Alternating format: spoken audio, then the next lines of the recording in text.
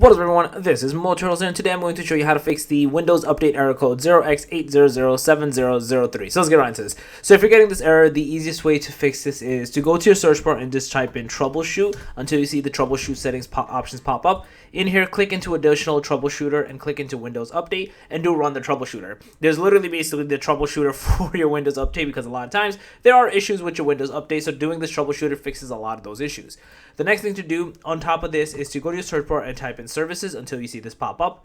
In here, you want to find something called Windows Update and Windows Update Medic Service. So these two items right here, double click into them. First, change the startup type to wherever it is into automatic. And then if your service is running, stop it and start it again, or just press the restart button over here. And if it's not running, start the service, press apply, press OK for both of them, and try to do the update now. You should be good to go and not have this error persist any longer. So yeah, that's basically it. If you guys are a video, please thumbs up, go to the channel, make sure to subscribe, click that notification bell, and then more turtles out. Peace.